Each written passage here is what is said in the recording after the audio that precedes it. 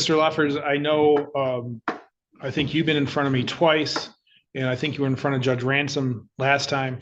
I know your position regarding the authority of the court. To keep matters moving, though, I have to set a time limit as to how long I'm going to allow you to address the court. Hold that thought. I know you always have a concern, and rightly so, as to whether or not we're on the record. My concern is from where you're standing, I'm not sure the microphones are able to pick you up well enough to get an accurate record, and the court reporter is telling me that. So what I'm willing to do for purposes of this case is I'm going to put on notice that allowing you to pass behind the bar and enter into the well, I'm not agreeing to take jurisdiction over you. I'm allowing you to come forward so that you can make the appropriate record that you wish. Because my concern is, even if you project your voice, sometimes the microphones are just these little triangular things on the table. So my concern is they're not going to pick you up. So I would prefer that you come in and sit next to counsel's table. I don't exercise jurisdiction over you by doing that if you choose to come forward. All right, so thank you. All right. If you can come up and have a seat next to Mr. Hartel. So Mr. Leffers, we're already past noon. Sir. So what I'm willing to do is, do you think you can state what you want to state within will 5 minutes be enough time? I will do my best. All right. So I show we're at about, well, I'll give you, my desktop says 12:05. It looks like the wall clocks say 12:06. And it looks like they're synced up with each other. So go ahead.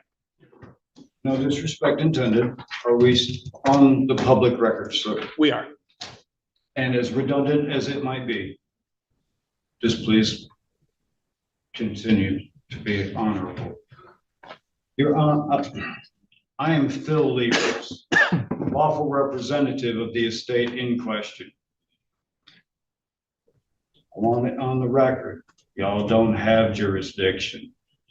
I voluntarily appear in this court today on special appearance. Hey guys, and welcome to today's video. Today we have an update on a sovereign citizen that old squishy Gardner Codlin and I have been keeping an eye on for quite some time. So let's get started. I move the court to take judicial notice of the Michigan Constitution as ratified without subsequent amendments and the U.S. Constitution and your oath to them, Your Honor. What say you? Well, as I said before, I acknowledge I took an oath to uphold the constitutions. Thank you, sir. Moving forward, Article 3, Section 2, Clause 2 clearly states that when a state is a party to the case involving a citizen of that state, the Supreme Court has original jurisdiction, which makes these proceedings improper, violate the Constitution.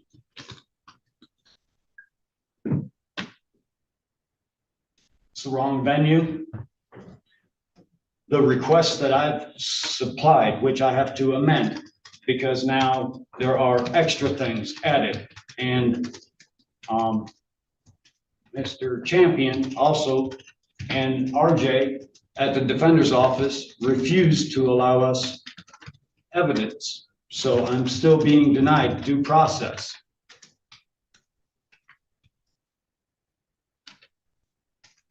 Your Honor, for the record, I am making a clear and unequivocal demand to represent myself in this matter. I am invoking my Sixth Amendment right, as recognized by the United States Supreme Court of Ferretta versus California, 422 U.S. 806, 1975. And we have read up on the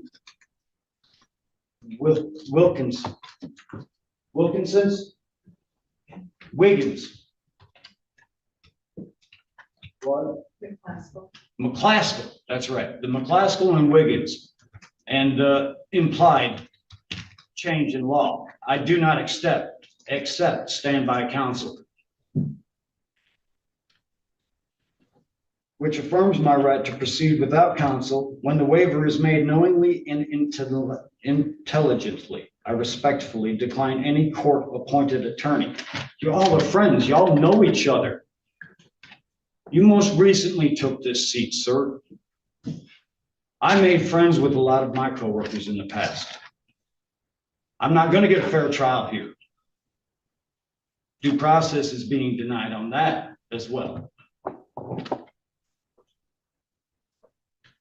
I understand the nature of the charges against me, the penalty, and the risk involved in self-representation. I am making this decision knowingly, intelligently, and voluntarily. I ask the court to conduct any required inquiry to establish that my waiver of counsel is valid and to allow me to proceed pro se. Your Honor, I am making a clear and unequivocal demand to proceed pro se under Ferretta. I am not asking for different counsel. I am waiving counsel entirely. They are impeding upon my due process. Jawkins didn't give me anything that I asked for. In fact, he got upset at me, cussed at me, told me to mind my own business, look over this. Jurisdiction is broken. Due process is broken. I'm not being treated fairly. That is my stance. If you want to indict me on a grand jury trial, please do so. Otherwise, this needs to be dismissed with prejudice or full exoneration, or pull the trigger. Let me go up there. I'll talk to them. It's been a pleasure meeting you two. Well, it's been a pleasure meeting you too. When you say go up and talk to them, who do you mean? Supreme Court Okay, all right. on a federal indictment, which as a national, we're in different jurisdictions, sir. So, you're making a special appearance. Is that why you're wearing your special overalls today? And I'm sorry, but if the court truly doesn't have jurisdiction over you, then what exactly are you doing there other than putting on a performance and undermining your own argument? So, I understand you want to represent yourself. I have a couple questions in that regard. So first of all, by representing yourself, do you believe that you can conform to the rules of the court, the published court rules? With that, finding out other things. Most recently about my hometown, the past two judges have been removed by the tenure council. So Canon 1 through 5, indeed, it also expresses that you're the guardian.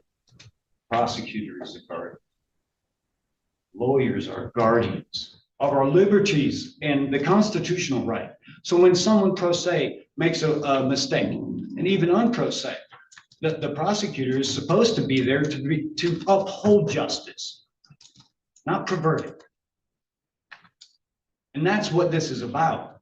So Canon 1 through 5, if I make a mistake, please correct me. If I file something wrong, the clerk has let me and my wife know, okay, well, this isn't how we do this. We can accept an amendment, you write it in, blah, blah, blah. Okay. So I will do the best I can. I am very different since dying, coma, botched surgeries. I'm a permanent head trauma case. My short-term memory is gone.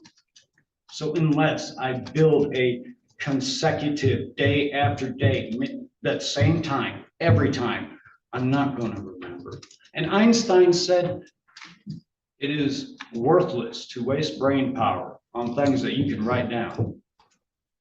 So,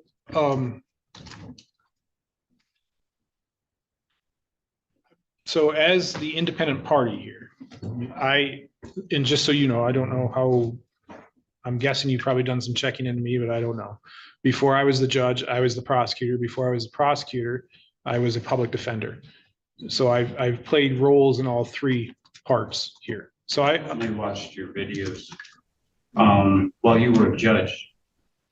I watched the one of the two gentlemen that were arrested, and you released them. You dismissed their case. They were arrested over off of 13th or something over by a body shop, running meth. But the officers, same two officers that are involved in my case, tandem, like they do most of the times, which is why they were so close together on my case. They had to realize that they had to be closer together after you threw that case out. They broke the Constitution. I watched what you did. And I watched two other videos, which they fully got what they deserved. They broke the law unequivocally. But those two gentlemen, yes, had the Constitution not been broken, you would have been just fine with proceeding forward with not dismissing their case. But on the grounds that the first thing that the officers did, they broke the law, and then they broke the Constitution, which is exactly what's going on here. My wife and I have been involved in several auto accidents where the Cadillac Police Department refused to fill out a police report. There's not $1,000 worth of damages. The lady dragged her vehicle all the way down the whole side of our truck, from the bumper to the front quarter panel. The captain of the Cadillac Police Department and 5 others were there, and they wouldn't write a ticket. So these two officers and other officers state, well, we don't have to do anything on private property. Well, this whole thing was on private property. The officer also stated that he observed me driving. That's a lie. Falsus in unum, falsus in omnibus, false in one thing, false in all. And if you begin it by a lie, how can you be credited to be believed at all? I hate to break it to you, but the Supreme Court of the United States only hears around 60 to 80 cases each year. So I seriously doubt they're going to make a priority to take up the case of Mr. McDump and his equally misguided wife. So the officer stated that he had probable cause because he observed me driving. That's a lie. Jurisdiction, lies. You're an honorable man from what I've seen. So where I was going with that is that, yes, I can provide you leniency, but I can't do it in such a way that it's detrimental to the other side. Correct. My side, I'm kind of like an umpire. I call balls and strikes, so to speak. Correct. So while, yes, I can give you leniency, I can't spoon feed you things as to what to say, what to file, that sort of thing.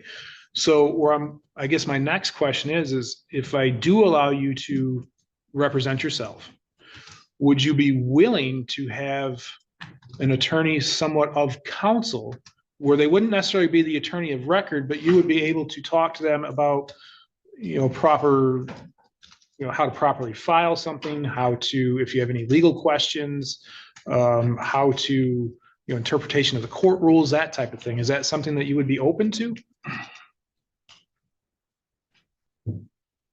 So you would be representing yourself. You would just be able to rely on them as a reference. The problem with that, sir, with all due respect, my wife and I asked Jockins for the supposed 14-second video of not our truck.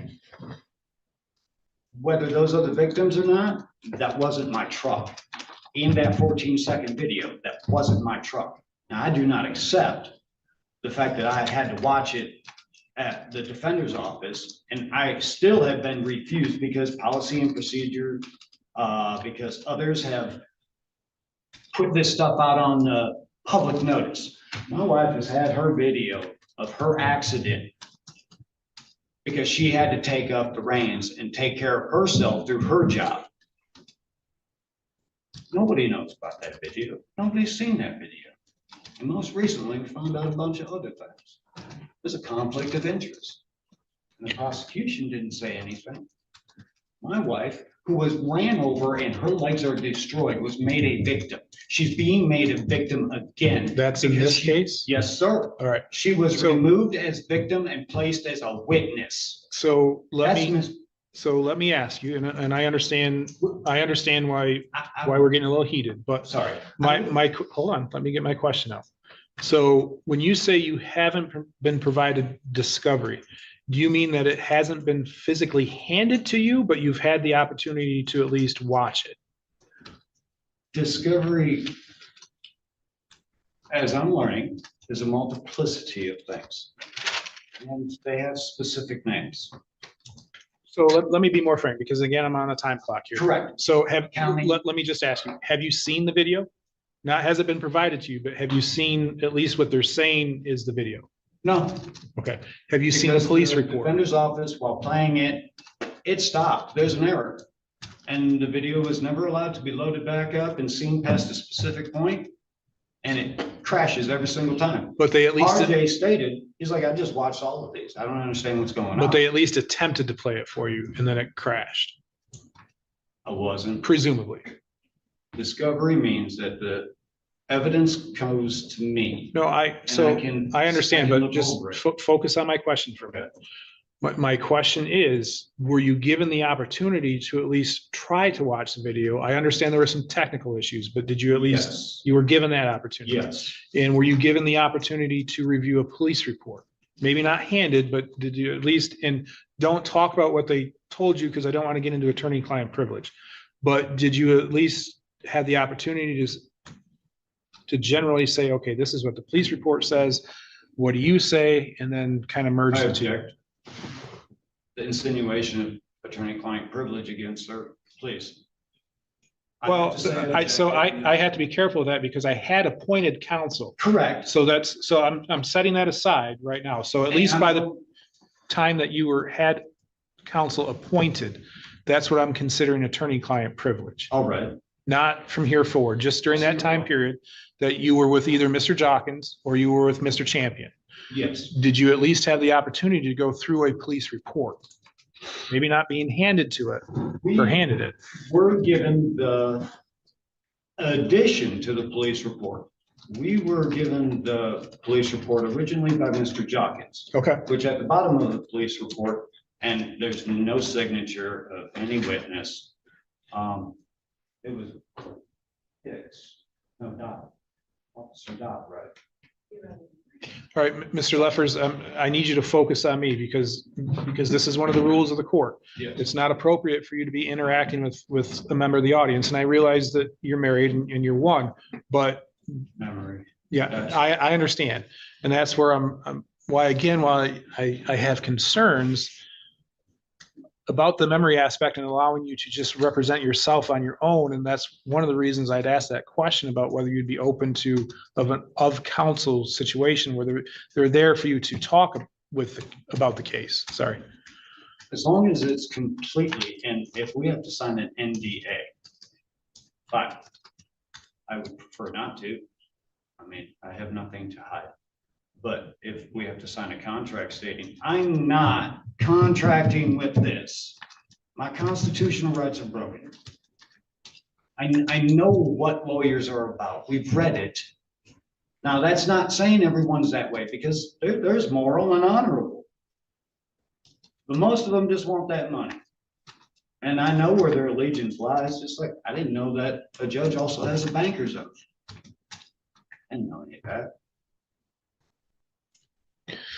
But yes. So, all right. I will do my best. So it sounds though that you want to represent yourself, but you're okay with having an of counsel position that you can talk with, make sure things are being filed properly and that sort of thing. Not that they're representing you, but just to be able to bounce ideas off, so to speak.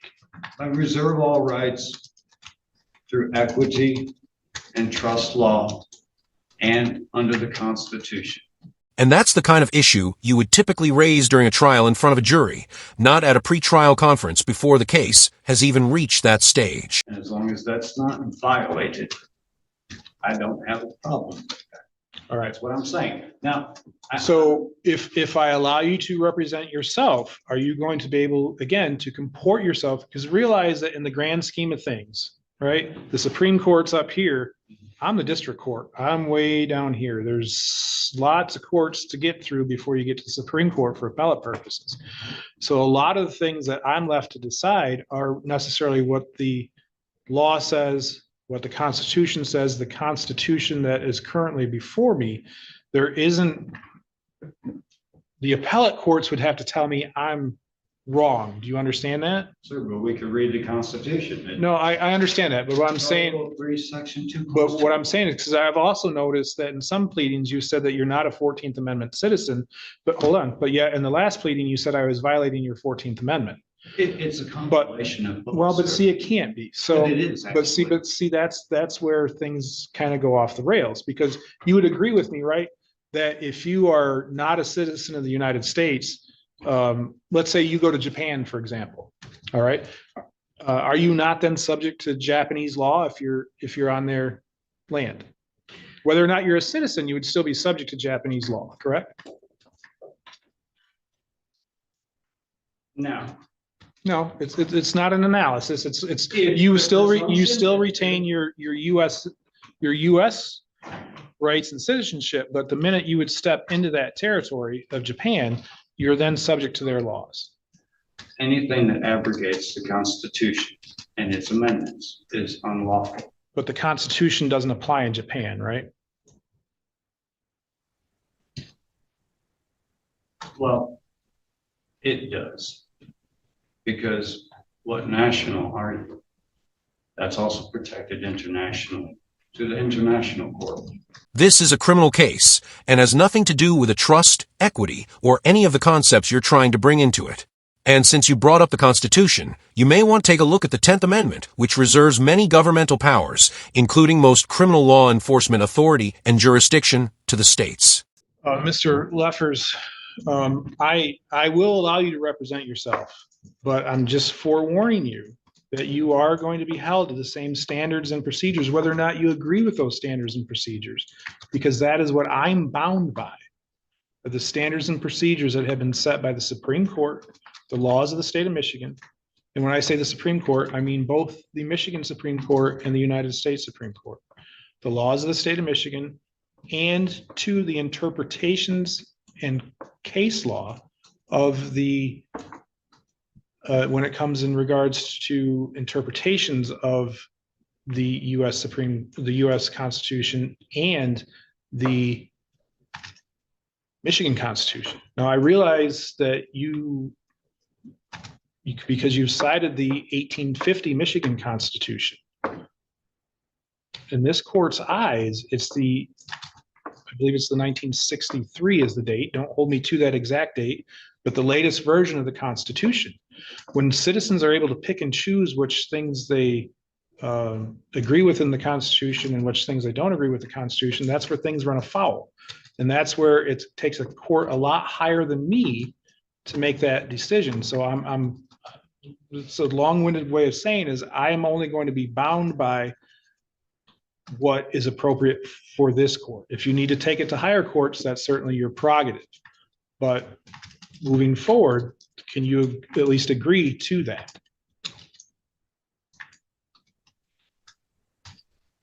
Okay, so from what I remember is that the judge or the prosecutor, depending on how they file it, in which the prosecution filed it incorrectly, especially after finding out about my nationality status. Nationality status is protected by the Constitution, and the Supreme Court has ruled on that several times over.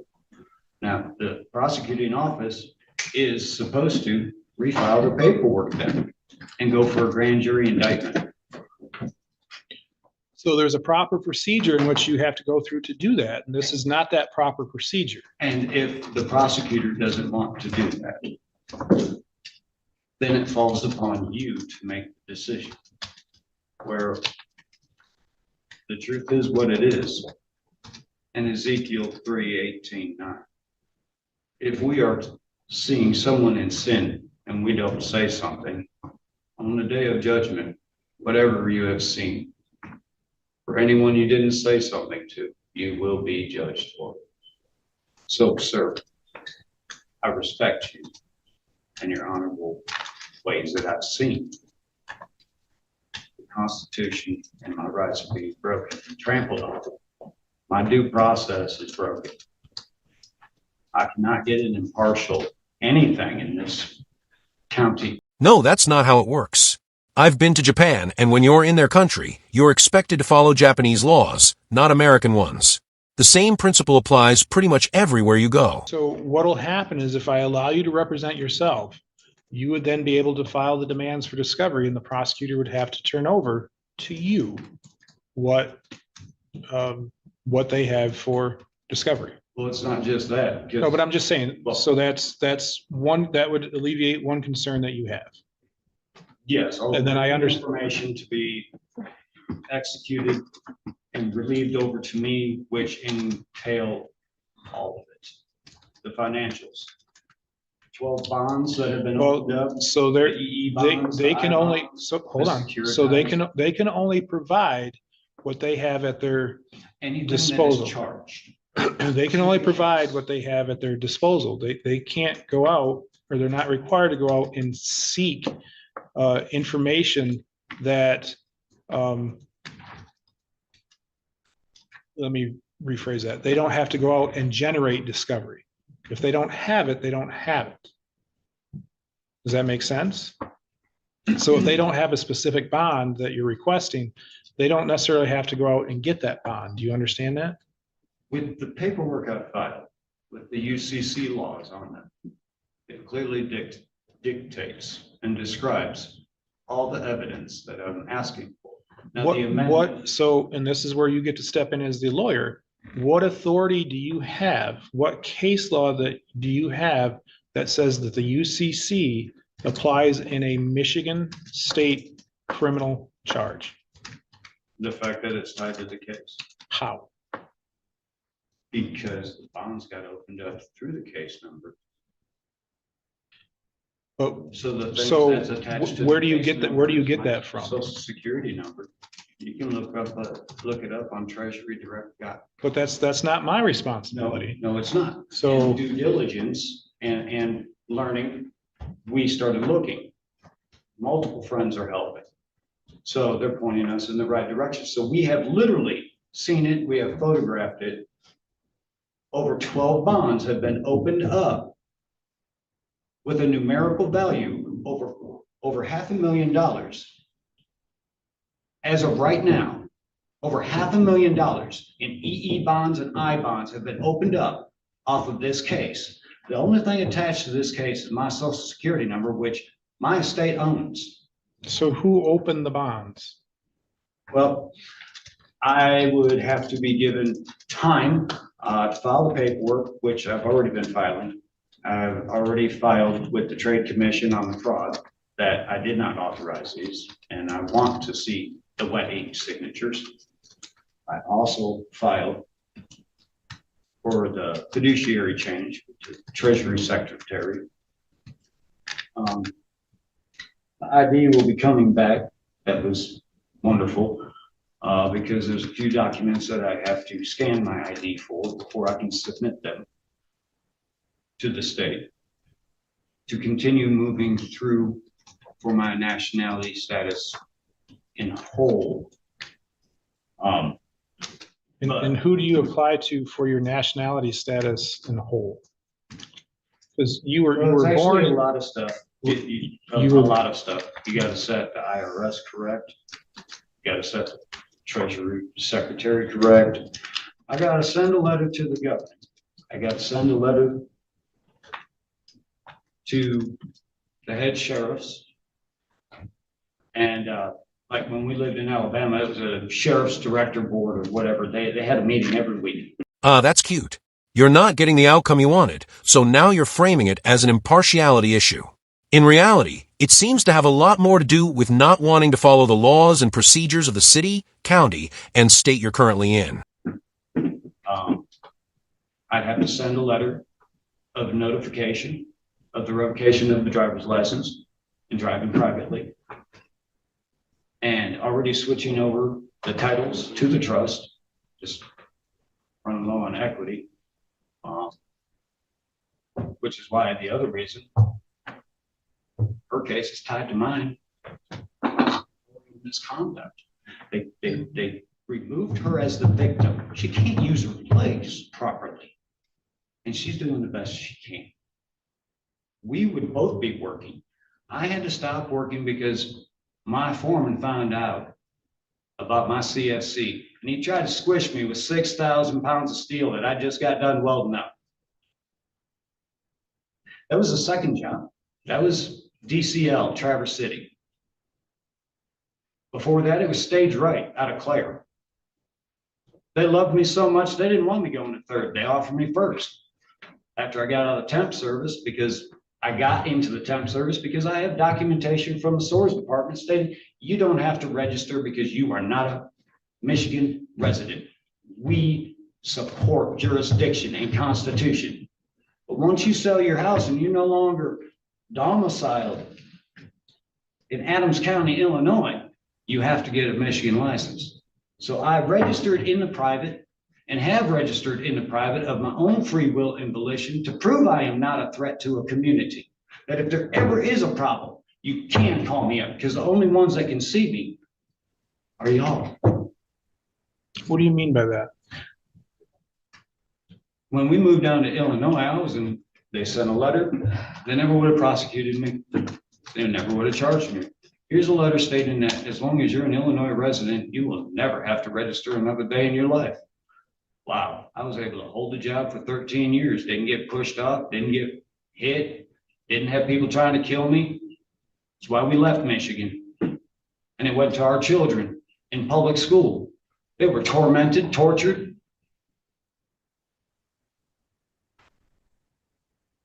But I have documentation proving all the way from Ottawa County, Ottawa, Cranville, Grand Rapids,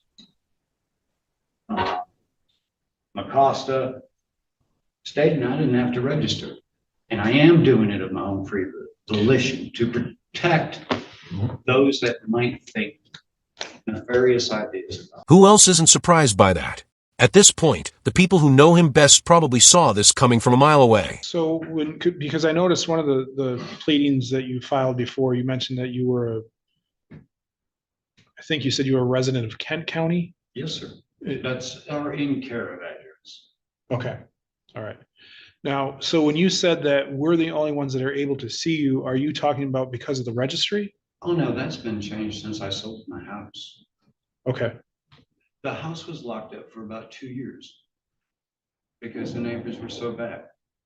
Liquid Drano bombs over the house, attempted arson of the house. Yeah, and we homeschooled.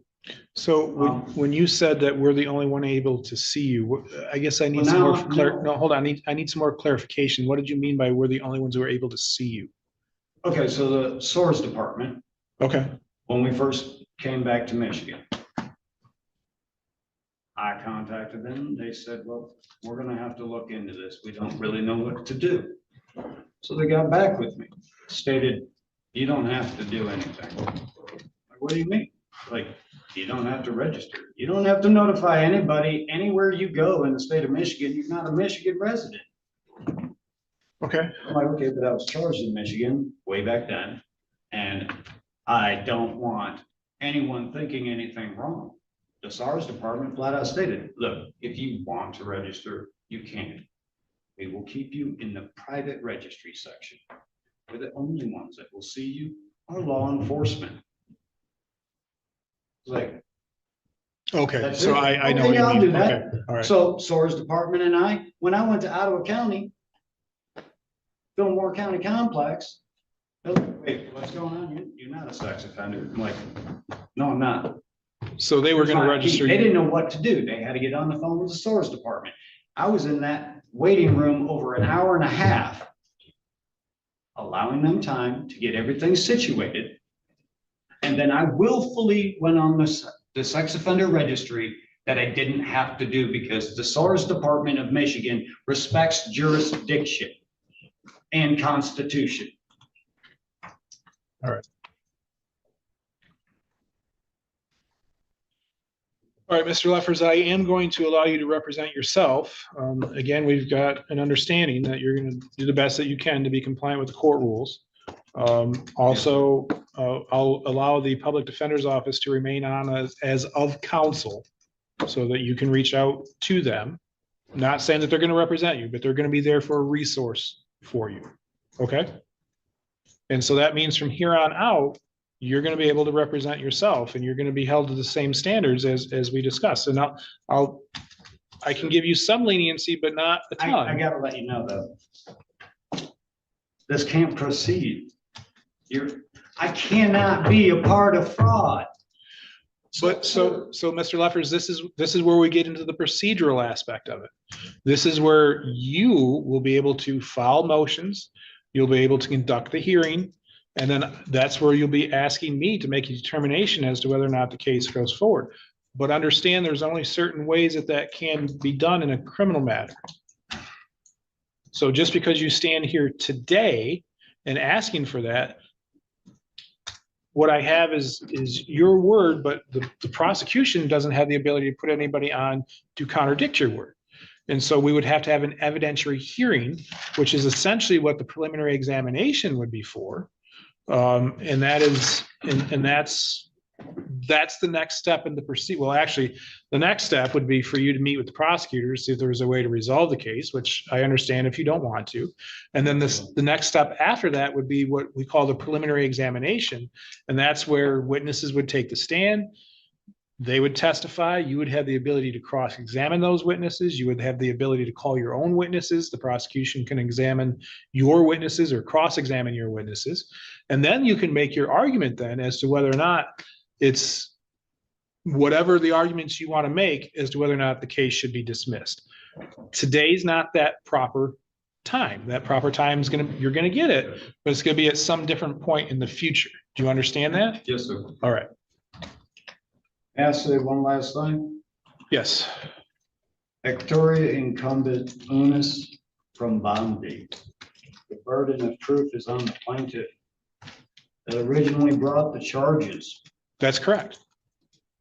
And when I say that you get to make an argument, you don't have to present any evidence. They can get up there and put on their witness, and you can argue as to why I should or should not move the case forward. Okay. In the I need to be allowed full access to everything. Not, well, set up an appointment. I get up at 2 a.m. I go to bed at like 12:30 at night. For those who didn't catch that clearly, he's talking about having to defend himself against people's opinions and perceptions of him. What he's referring to is the fact that he's a convicted sex offender who is legally required to register whenever he moves to a new state. So I have a lot of time on my hands. So what'll I need happen time is to look at things you'll- and having to set up an appointment. So there won't necessarily be an appointment with the prosecutor's office. What'll happen, and Well, no, now it's been prosecutor's a office. while, hold on. It's been a while since I've been there, and this is part of the procedural aspect of this.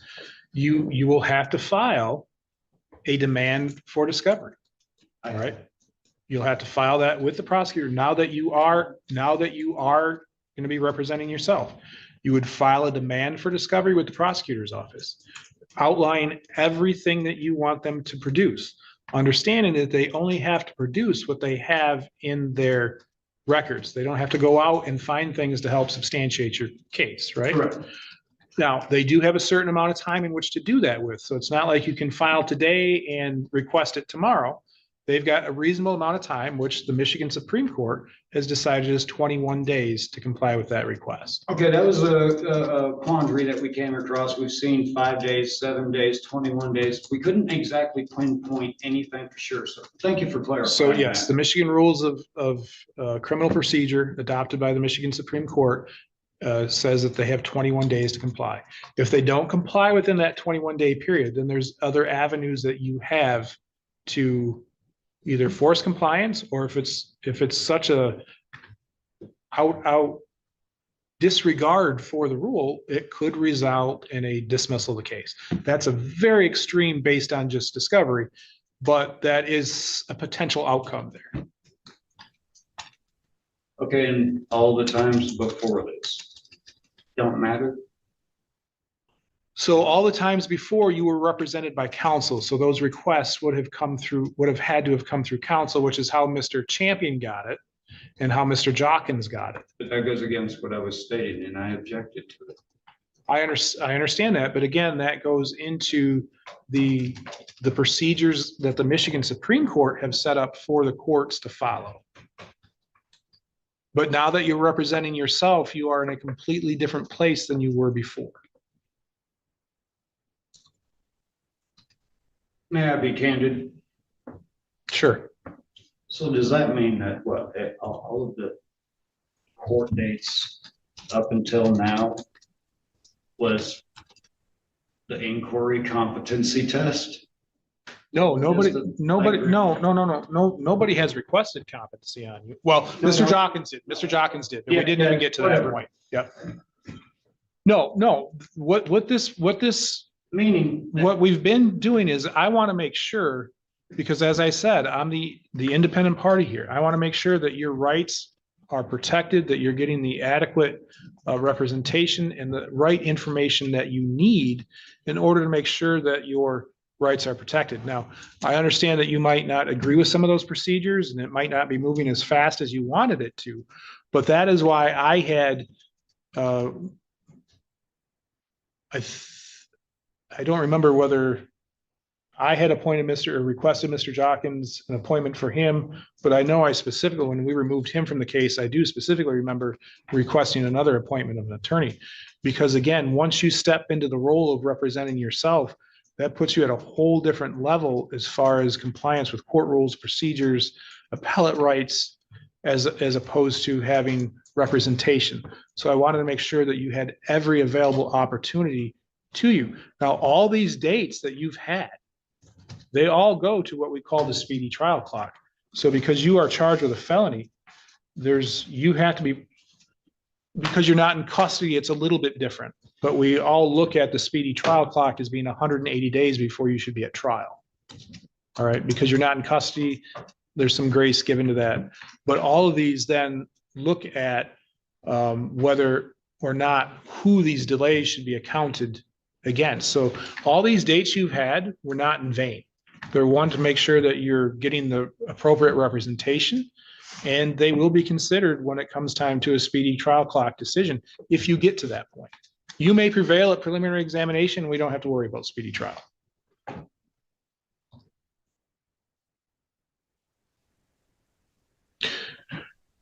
How did?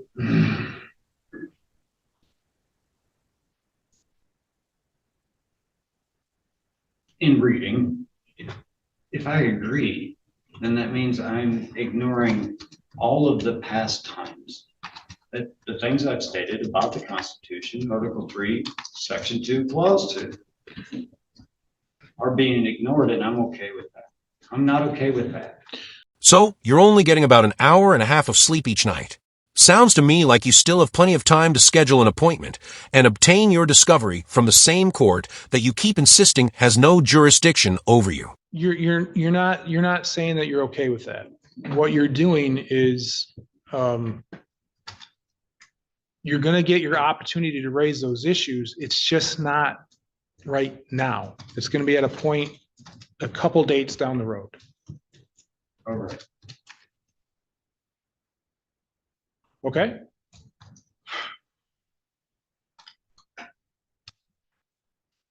I object to all of it, All right. I'll note your objection.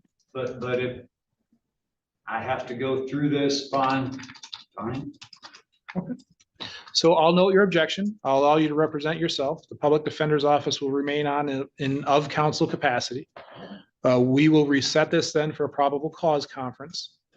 Now the other issue, hold on. The other issue is you had also filed a motion to set aside a default. Yes, sir. There has been no default judgments entered. So That came in the mail. We didn't know what the heck was going on, no offense. what came in? Was there a civil infraction with this? Yes. It was slipped in when I left. I didn't fully yes. grasp. There is a civil infraction? It's a fail to pay booking fee. All right. So Sir, I will grant that I request. got an object to it though. Yep, go ahead and object. Sorry. My wife and I went in on a Saturday before I went and worked with Bob, Travis's cousin. And the gentleman on the phone said that the booking fee was $12 and you could pay it at the kiosk 24/7. So we went in and we paid the $12 and it apparently still stated that monies was owed, fiat was owed to the kiosk, which didn't make any sense unless all the dumping of whatever charges were added on. But we have the receipt for the $12 of the booking fee that we were informed personally on the phone from a Wexford County officer. And the website also says that it's a $12 booking fee. Then I got that in the mail. This is preposterous. This is nonsense. All right, so what I'm going to do is I will set aside that default. And Thank you, then sir. we can deal with that in a normal course of business in regards to that. Thank you, sir. All right, so Mr. Leffers, you can go out to the front window where you checked in. Is there somebody out there to give him a court date? Yeah. And get your next court date, okay? Yes, can we speak about that, please?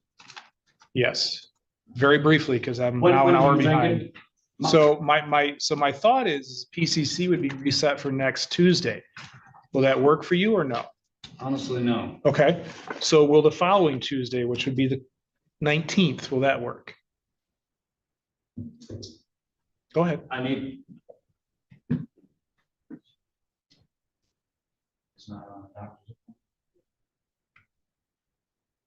19th would be fine. Okay, so we will reset it for the 19th. That will give you time to get discovery requests to the prosecutor. And it'll be set for 10:30 on the 19th. Now, this means that I will be able to have all the discovery within my. So remember, they've got 21 days to comply, but my guess is since they provided it to two different attorneys, they can probably get it to you within a 2-week time period. Well, no, I'm not So- talking about the time frame, sir. What I mean is the actual tangible, me being able to download all these Yeah, videos so- on my phones. It's not going public. So, Okay, it's not going public. So what'll happen, I don't know how it works anymore in their office, but they'll either provide you a link to click on, or you'll get a CD to put into a computer. However they do it, that's how you'll receive it. I think they do it by link now, where you'll be able to click a link and download it, but don't hold me to that. Now, But you can talk with the prosecutor's office about the best way to get it to you. now, there's a discernment with that one. If it's a link to a video, how am I supposed to make sure that that thing hasn't been doctored up or anything? Well, that's where you as your attorney get to figure that out. Unfortunately, I don't have the accessibility of resources at my hands as a prosecutor does. So if I were to want to have a video authenticated, Hey, like I said, if the court truly has no jurisdiction over you, then do what your argument suggests and simply walk away. I mean, if you were actually right, they wouldn't be able to stop you. But if you're wrong, which the legal system has consistently shown you are, then you should probably accept the free attorney being offered and stop relying on questionable legal advice you and your wife keep finding online. So there's a process. So the court is no longer involved with appointing expert witnesses. Because you are indigent, you would have to then request through the public defender's office, which they're going to be of counsel, to see whether or not they have any funds available to hire an expert on your behalf. I'm not saying that they will. I'm not saying that they won't. I don't know, because they're their own independent office. But that's where your of counsel attorney is going to come in and maybe give you some guidance there. Okay. Yeah, I object to all of this. I understand, and I know your objection. constitutional rights been broken, man. I know, but there's just because you think it has been, and I'm not saying that you're wrong. Please don't take it that way. But the prosecution has the ability to defend their case, and today is not that day. That day's coming. It's coming. I promise you that, but it's not here yet. Okay, so just bear with us a little bit. Yes, sir. All right. I thank you for your patience today and your cooperation. You can go out to the front window where you checked in. All right, so that's the end of the video. He has an upcoming court date, and I'll definitely be keeping an eye on it to see what happens next. So, if you liked the video, hit the like button. If you disliked it, hit the dislike button. But don't forget to leave a comment below and subscribe with notifications turned on so you don't miss any of my future content.